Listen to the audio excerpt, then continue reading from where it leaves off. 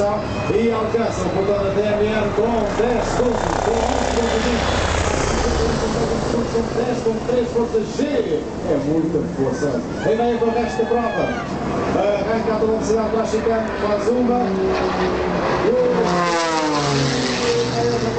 Vamos ver o tempo parcial quando chega a esta parte da prova. Tem que bater 29,77, não chega lá perto com 10 a mais que Chambliss. I didn't like the look of Mark Mangold closing his eyes when he went through.